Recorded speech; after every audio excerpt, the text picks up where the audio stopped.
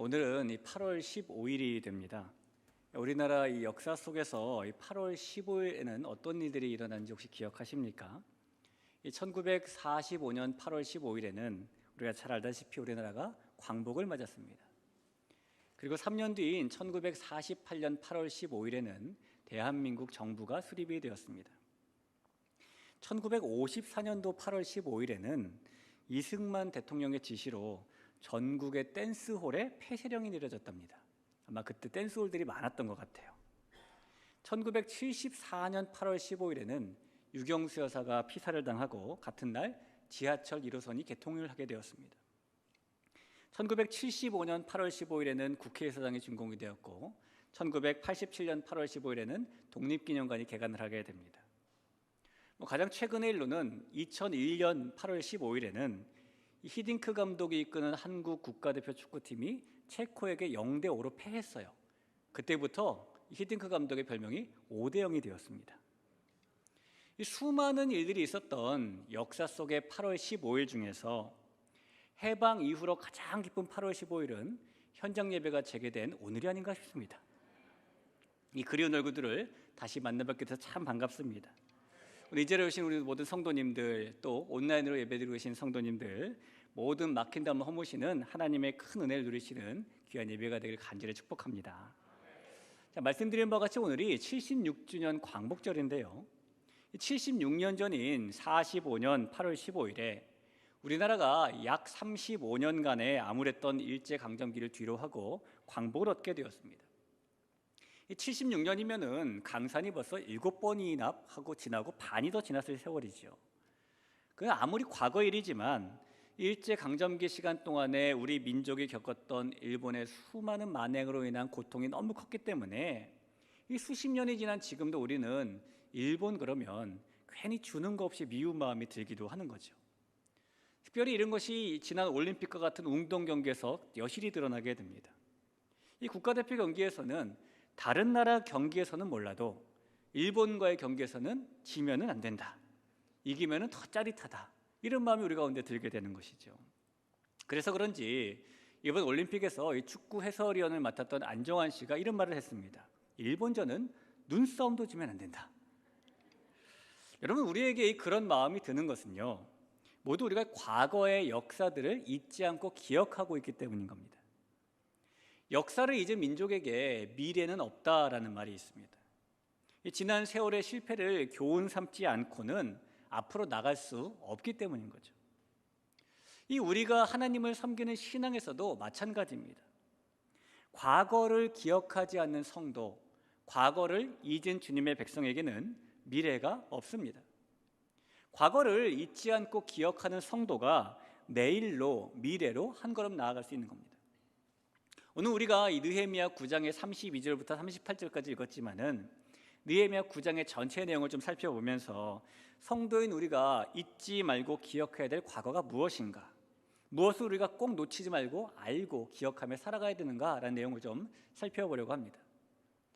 우리가 지난주 온라인 예배를 통해서 드린 말씀에서 이스라엘 백성들이 에스라를 통해서 하나님의 말씀을 듣는 그런 모습을 살펴보았습니다.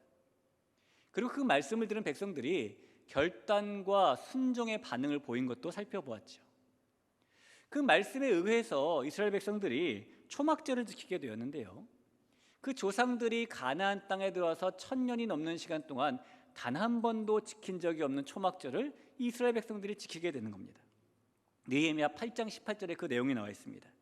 에스라는 첫날부터 끝날까지 날마다 하나님의 율법책을 낭독하고 무리가 이레 동안 절기를 지키고 8째 날에 규례를 따라 성회를 열었느니라. 초막절을 이렇게 지켰다고 말하고 있는 것이죠.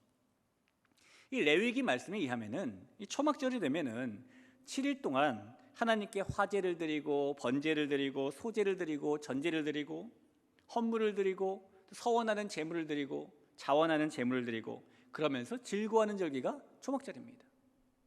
7일 동안 이렇게 했다는 것은 그 일해 동안에 하나님께 집중하는 시간을 가진다는 것이죠.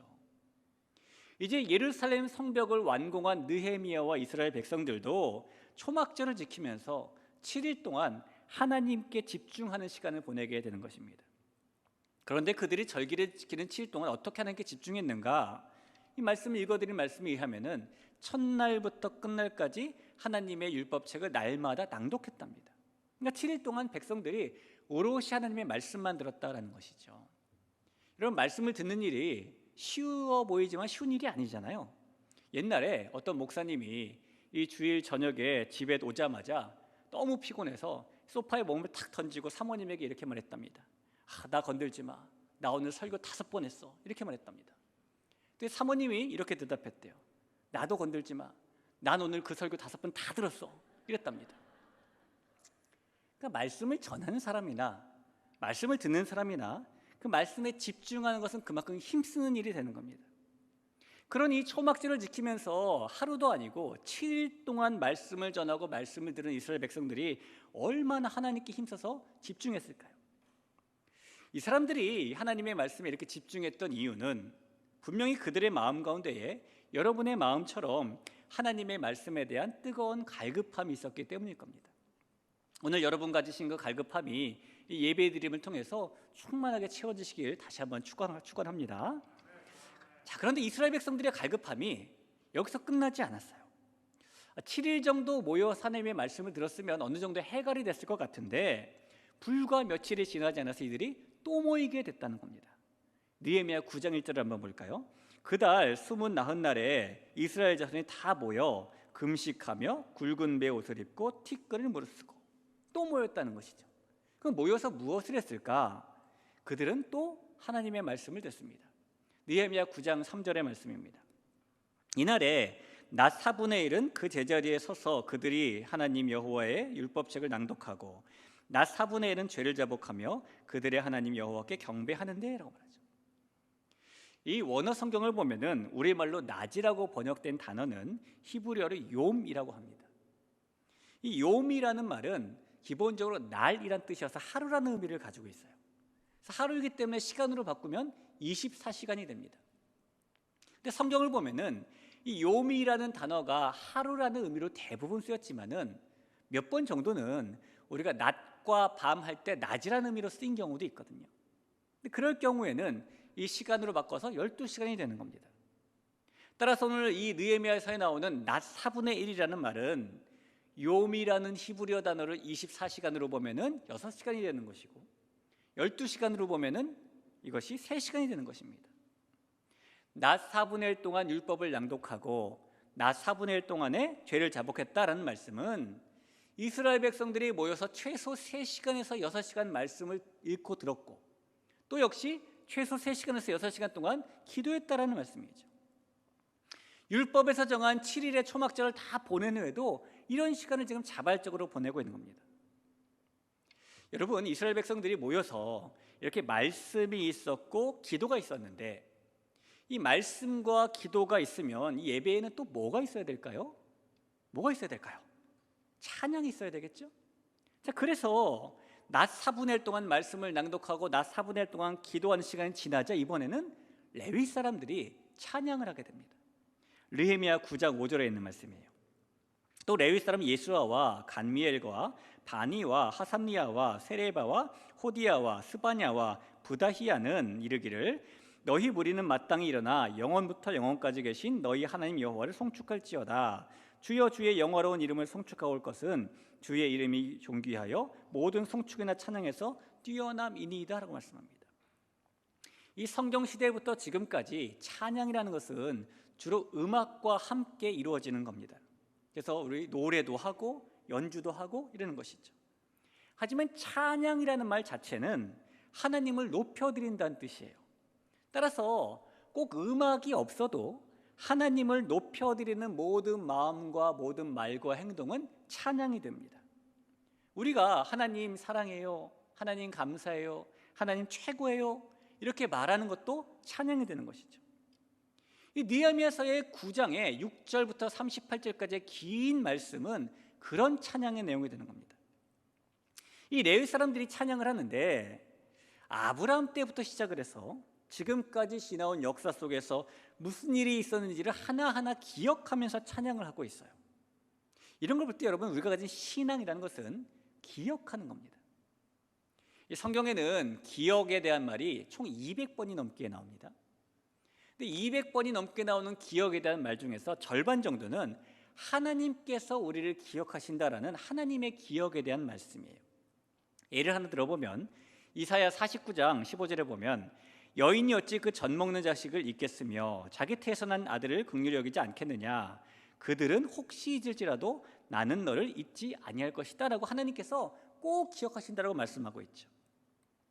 여러분 지난주 뉴스에서 한번 들으셨을 텐데 어떤 어머니가 이 남자친구를 만나느라고 집을 비워서 3살 된 딸을 방치해서 아이가 죽는 사건이 발생을 했습니다. 가끔씩은 이 그렇게 자녀를 돌보지 않는 부모의 이야기가 뉴스를 통해서 전해지기도 하지만 정상적인 부모라면은 자기 자식을 잊지 못한다라는 것이 우리가 아는 상식입니다. 이 근래에도 18세 미만의 아동들이 실종되었다는 접수가요 한 해에 2만 건 정도 접수가 되고 있습니다. 아무리 이 미아 방지 지문 등록 시스템에다가 등록을 해놓고 전국에 곳곳에 CCTV가 막 있다고 하더라도 만약 자녀를 잃어버리면 이 부모의 마음은 애가 타게 되는 거죠. 애가 타는 정도가 아니라 직장도 뒤로하고 생업도 뒤로하고 이 아이를 잃어버리면 찾을 때까지 평생 찾아다니는 게 잊지 못하는 기억하는 부모라는 겁니다. 하나님께서 여인이 젖 먹이는 여인이 혹시 잊을지라도 그럴 일은 없지만은 혹시 잊을지라도 하나님께서는 우리를 잊지 않으신다 기억한다라고 말씀하고 있는 겁니다. 성경에 그렇게 200번 정도 나오는 기억에 대한 이야기에서 절반 정도가 하나님께서 그렇게 우리를 잊지 않고 기억한다라는 말씀이라는 겁니다. 그럼 나머지 절반 정도는 뭘까? 이 나머지 절반의 기억에 대한 이야기는 우리의 기억에 대한 이야기예요. 하나님을 기억해라. 하나님의 말씀을 기억하라. 이런 말씀입니다. 그래서 하나님께서 자기 백성을 기억하는 분이시고 백성들도 하나님을 기억하는 상호 관계를 우리가 신앙이라고 부르는 겁니다. 이런 레위 사람들의 찬양의 내용을 볼 때에 우리는 신앙생활을 하면서 꼭 2가지를 기억하는 신앙을 가져야 합니다. 오늘 저와 여러분이 이 내용을 살펴보며 꼭 2가지 내용은 기억하는 신앙을 가졌으면 좋겠습니다. 첫 번째로 하나님께서 우리를 잊지 않고 기억하시는 분이시기 때문에 우리의 신앙은 우리를 잊지 않으시는 그 하나님께서 우리를 위해서 무슨 일을 행하셨나 이것을 기억하는 신앙이 되어야 되는 겁니다. 오늘 이 본문에 나오는 레위 사람의 찬양을 보면은요 그들이 과거의 역사를 언급하면서 하나님께서 행하셨던 일들을 기억하고 있습니다. 먼저 느헤미야 9장 7절에 보면은 주는 하나님 여호와시라 옛적에 아브라함을 택하시고 갈대아 우르에서 인도하여 내시고 아브라함이라는 이름을 주셨다라는 조상 아브라함을 택하신 이야기를 전하고 있어요. 그걸 이 백성들이 지금 기억하고 있는 겁니다. 이 레위 사람들의 고백에 나온 것처럼 우리도 하나님께서 아브라함을 택하셨던 것처럼 하나님께서 우리를 택하셨다라는 것을 기억하는 신앙을 가져야 되는 것이죠. 이 에베소서 1장에 보면은 하나님께서 창세전에 이 세상이 창조되기 이전에 사랑 안에서 우리를 택하셨다라고 말을 합니다. 이 하나님의 선택에 대해서 우리가 이해를 할 때에 이 어떤 분들은 하나님의 선택이 너무 불공평하다라고 말하는 분이 있습니다. 왜냐하면 먼저 말씀을 보고 나눌 텐데요. 에베소서 1장 3절에서 5절 말씀을 길지만 제가 한번 읽어보겠습니다. 찬송하리로다 하나님 곧 우리 주 예수 그리스도의 아버지께서 그리스도 안에서 하늘에 속한 모든 신령한 복을 우리에게 주시되 어떤 복을 주셨냐면은 곧 창세전에 그리스도 안에서 우리를 택하사 우리로 사랑 안에서 그 앞에 거룩하고 흠이 없게 하시려고 그 기쁘신 뜻대로 우리를 예정하사 예수 그리스도로 말미암아 자기의 아들들이 되게 하셨다라는 말씀입니다. 하나님이 이렇게 선택하셨다라고 성경은 말하는데 이렇게 생각하는 거죠. 어떤 사람들은 아니 하나님이 사랑이시라면서 왜 누구는 선택하고 왜 누구는 선택하지 않았을까? 그래서 왜 누구는 구원받고 왜 누구는 구원받지 못하는 것일까? 하나님은 공평하지 않아 라고 생각하는 분들이 있는 겁니다. 그러나 여러분 하나님은 불공평한 분이 아니십니다. 우리는 하나님의 선택에 대해서 불공평하다고 말할 수 없어요. 제가 왜 그런지 이유를 한번 예를 들어 보겠습니다. 우리 주변에 보면은 입양을 하시는 분들이 종종 있습니다. 10년 전인 2011년의 경우에 보면은 국내에서 입양된 아동들의 수가 1,548명이었는데요. 이게 해가 지나면서 조금씩 점점 감소가 됩니다. 그래서 매년 감소해서 작년 같은 경우에 이 국내에서 입양된 아동의 수가 260명입니다.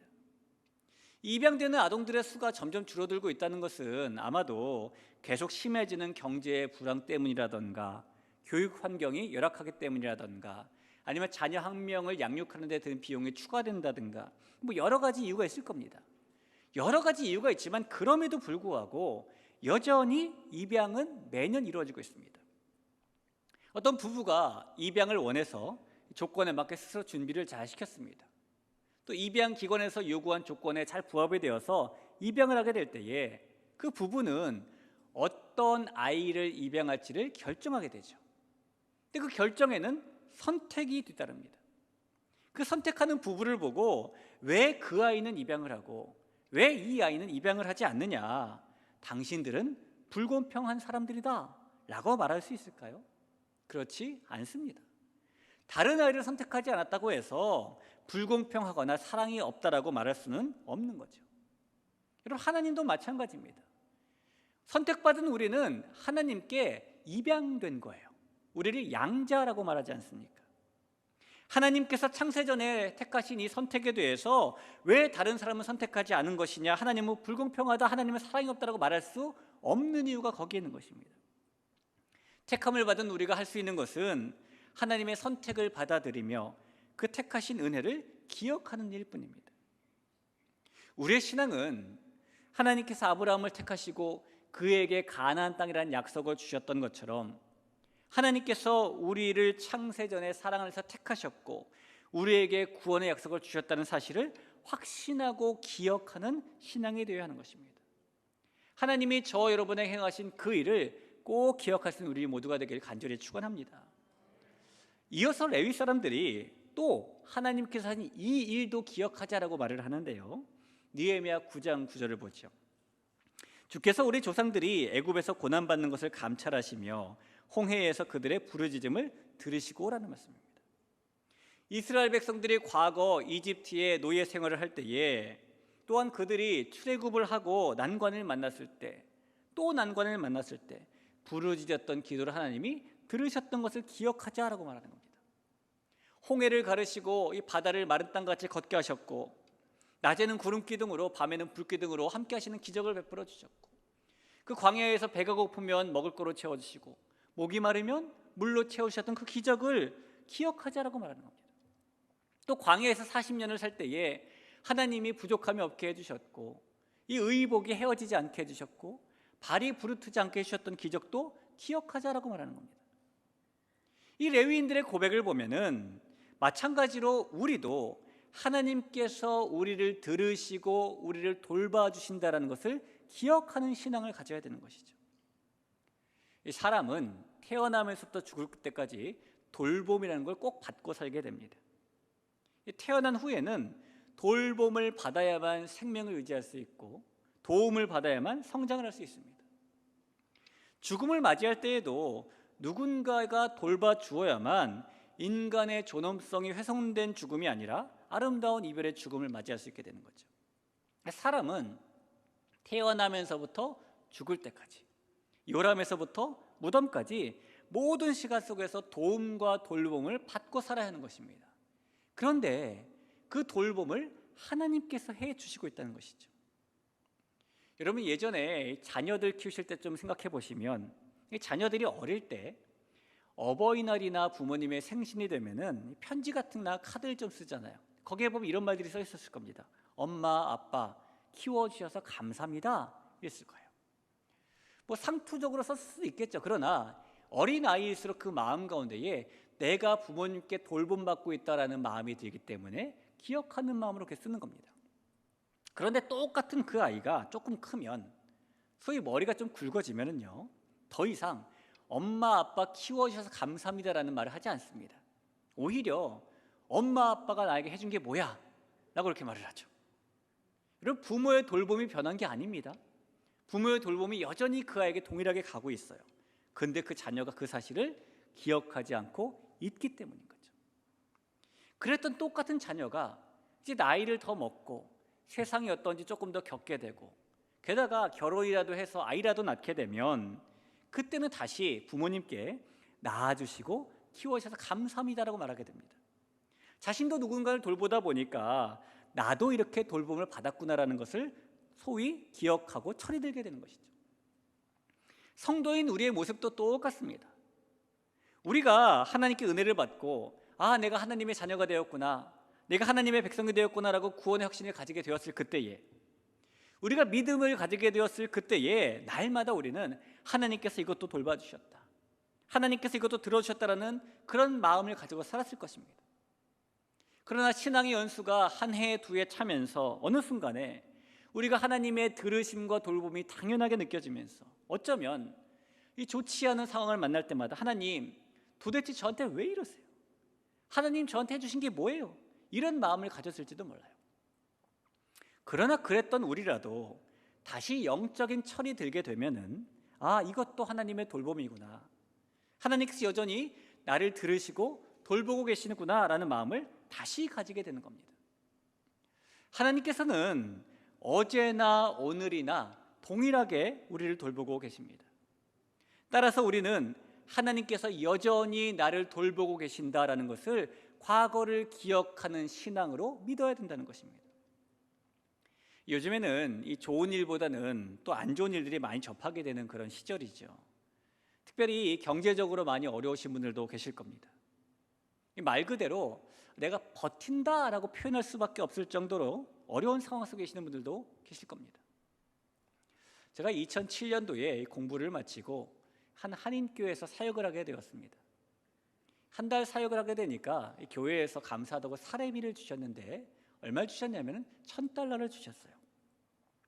그래서 $1,000를 가지고 와서 11조를 떼고 또 그 달에 내야 될 헌금을 떼고 나머지로 이제 한 달의 살림을 꾸리게 되는데, 저희 집에서 교회까지 거리가 40km였어요. 한 달 동안에 왔다 갔다 하는 기름값을 계산해 보니까 $200 정도가 필요했고, 제가 그 차를 한 방에 확 사지 못하고 할부로 샀거든요. 할부금을 내려니까 $260 정도가 필요했고, 집에 전기세며 각종 유틸리티 비용이 들잖아요. 역시 계산해 보니까 $200 정도가 필요했습니다. 필요한 계산을 하고 나니까 계산상 맨 마지막에 얼마가 남았냐면은 $100가 남더라고요. 수중에 $100밖에 남지 않았는데, 제가 살고 있는 그 집의 월세가 그 동네에서 가장 싼 집이었는데 $800였고요. 한 달 동안 제가 먹고도 살아야 되잖아요. 손가락만 빨지 못하지 않습니까? 그러니까 남은 $100만 가지고는 산술적으로 아무래도 계산이 되지 않는 거예요. 그런데요, 지금도 생각해보면 그때 어떻게 사라졌나 도무지 모르겠는데 희한하게 매달 사라졌습니다. 어느 날은 외출했다 집에 돌아와 보니까 현관 앞에다가 누가 우유와 시리얼들을 좀 이렇게 놓고 가기도 했었고, 어느 달은 돌이 너무너무 필요한데 교통사가 꽉 나가지고 몸은 상했지만은 부상 위로금을 받아서 쓰기도 했고, 그랬습니다. 여러분, 그런 일들이 저는 하나님께서 엘리야에게 행하셨던 것처럼 까마귀를 보내셔서 물과 떡을 공급해 주신 거라고 믿고 있어요.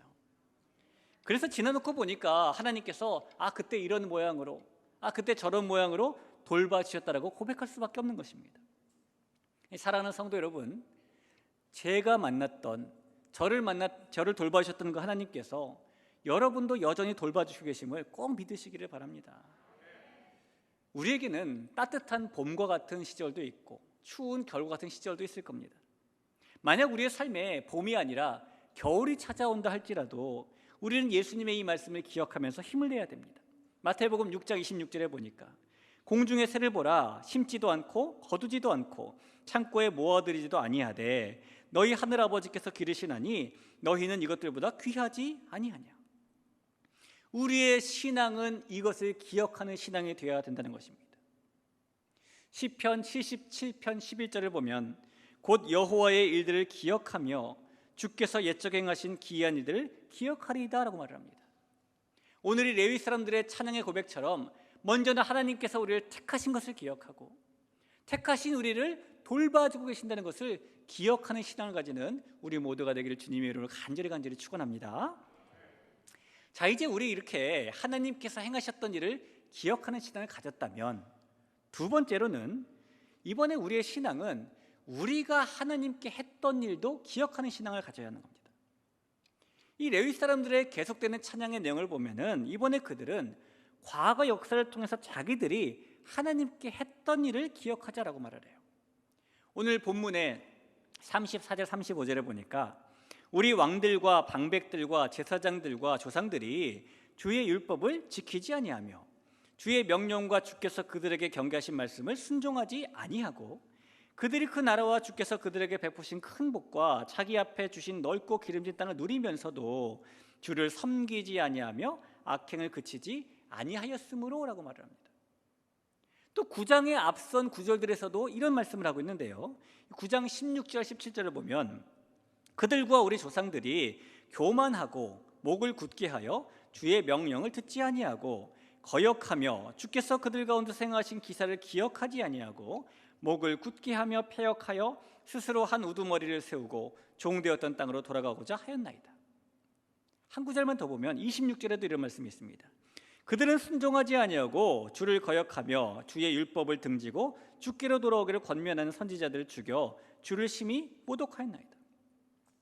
이 과거를 기억해 보니 이스라엘 백성들이 마치 사춘기의 자녀들처럼 하나님께서 택하시든 말든 하나님께서 돌봐주시든 말든 하나님을 거역하고 따르지 않았다는 거예요. 이 조상들이 하나님의 율법과 명령과 말씀을 따르지 않았던 사실, 조상들이 하나님을 섬기지 않고 악행을 저질렀던 사실을 잊지 말고 기억하는 신앙을 가지자라고 레위 사람들이 지금 말하는 겁니다. 이 레위 사람들의 말처럼 마찬가지로 우리가 하나님 앞에서 행했던 일들을 잊지 말고 기억하는 신앙을 가져야 합니다. 이 보통 사람은 다른 사람을 생각할 때는요, 남이 나에게 잘했던 일보다는 남이 나에게 못했던 일을 더 잘 기억하는 편입니다. 그러나 나 자신에 대해 생각할 때는 내가 못했던 일보다는 내가 잘했던 일을 더 잘 기억하는 편이죠. 모든 사람이 그렇습니다. 그래서 내가 못했던 일은 나도 모르게 기억의 뒤편으로 이렇게 숨겨지게 되죠. 그래서 어느 때를 생각하면 우리의 마음 가운데 그때 내가 참 잘못했어 라는 마음이 먼저 생기기보다는 그때 그래도 그건 내가 잘했어 이런 마음이 우리의 마음에 먼저 드는 것이죠. 그런 마음이 하나님께도 마찬가지로 드는 겁니다. 하나님, 그때 제가 그렇게 했었잖아요. 하나님, 그때는 제가 교회도 빠지지 않고 내가 봉사도 열심히 하고 제가 누구보다도 열심히 했다는 거 하나님이 가장 잘 아시잖아요 라고 할 만큼 우리가 하나님께 잘했던 것은 우리가 잘 기억합니다. 하지만 우리가 하나님께 잘했던 것만 기억하는 것이 아니라 우리가 행하는 하나님의 말씀을 따르지 않았던 것, 하나님을 섬기지 않았던 것, 하나님께 불순종하고 의보다는 악을 행했던 그런 것도 잘 기억해야 된다는 겁니다. 학생들이 공부를 잘하는 비결 중에 하나가 오답 노트라는 걸 기록하는 거예요. 이 문제지를 풀다가 맞은 문제는 다시 돌아볼 필요 없습니다. 틀린 문제만 다시 잘 모아두는 것이죠. 그 다음에 그 오답 노트를 펴고 내가 틀렸던 문제를 다시 한번 보면서 내가 어느 부분을 모르는 것인지, 왜 틀렸었는지, 여기서 알아둬야 될 개념은 무엇인지, 정답이 무엇인지를 알아가는 겁니다. 그래야 이제 공부를 잘하게 돼요. 우리의 신앙에도 그런 신앙의 오답 노트가 필요합니다. 내가 과거에 하나님께 잘했었지만 어떤 부분은 하나님께 불순종했었는지, 내가 어떤 죄들은 답습하며 살고 있는지, 내가 어떤 순간 하나님을 잊는 경향이 있는지, 그런 과거를 기억할 수 있는 마음속에 신앙 속의 오답 노트가 우리에겐 필요한 것이죠. 그것을 기억해야 미래에 답습하지 않고 한 발 발전되게 나갈 수 있기 때문입니다. 오늘 레위 사람들의 찬양에 나오는 것처럼 저 여러분이 가진 신앙이 하나님이 행하신 일도 기억하면서 우리가 하나님께 그렇게 행했던 일도 잊지 말고 기억하는 신앙이 되길 간절히 바랍니다. 올해는 이 코로나 때문에 이 광복절 축전 행사 이런 것들이 축소도 되고 취소도 많이 되었다라고 합니다. 근데 보통은 매해 광복절에 되면은 정부나 지자체에서 기념행사를 하게 되죠. 매년 왜 기념행사를 할까요? 매년 기념행사를 하는 이유는 과거를 잊지 말자, 기억하자라는 의미에서 하는 것일 겁니다. 이 조지 산티아나라는 스페인 출신의 미국 철학자가 있는데 이 사람은 이런 말을 합니다. 과거를 기억하지 않는 사람들은 과거의 일을 되풀이하는 벌을 받는다. 그러니까 과거의 실수를 다시 답습하는 것 자체가 벌이 된다라고 말하는 겁니다. 과거를 잊지 않고 기억하는 것은 그만큼 중요한 거예요. 오늘 본문의 마지막 절을 보면은 과거 역사를 통해서 하나님이 행하셨던 일, 그리고 그들이 하나님 앞에서 행했던 일을 기억한 이스라엘 백성들은 다시 하나님 앞에 서기를 다짐해요. 38절 말씀에 보면 우리가 이 모든 일로 말미암아 이제 견고한 언약을 세워 기록하고 우리의 방백들과 레위 사람들과 제사장들이 다 인봉하나이다 하였느니라. 하나님께서 행하셨던 일을 기억하고 자기들의 과오를 기억한 백성들이 인봉하고 결심하고 다시 미래를 향해서 한 걸음 나아가고 있는 겁니다. 우리가 지금까지 우리의 삶 속에 행하셨던 하나님의 역사를 날마다 기억하고 또 우리가 하나님 앞에서 행했던 일을 기억해야 될 이유가 바로 여기에 있는 것이죠. 우리의 신앙은 반드시 과거를 기억하는 신앙이 되어야 하는 것입니다. 과거를 잊은 성도에게, 과거를 기억하지 않은 백성에게 미래는 없습니다. 하지만 반대로 과거를 잊지 않는 성도에게, 과거를 기억하는 성도에게, 백성에게 미래는 반드시 있습니다.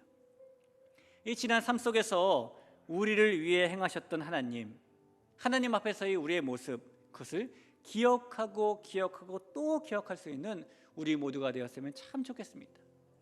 그럴 때에 예루살렘 성벽을 완공하고 함께 주님 앞에 언약하며 인봉한 이 이스라엘 백성들이 하나님의 나라와 영광을 그 땅 가운데 채권했던 것처럼 우리 역시 우리의 삶을 통해서, 가정을 통해서, 교회를 통해서, 우리가 꿈꾸는 비전을 통해서 하나님의 꿈을 이루어드리게 될 줄로 믿습니다. 그런 리빌딩의 주역이 바로 여러분이 되기를 간절히 축복합니다. 우리 다시 한번 찬양하고 기도하죠. 찬양할 때에 내 구주 예수님이라는 찬양 같이 한번 올려드립니다. 내 구주 예수님, 내 구주 예수님, 주 같은 분 없네. 내 평생에 찬양하리 놀라운 주의 사랑. 위로자 되시며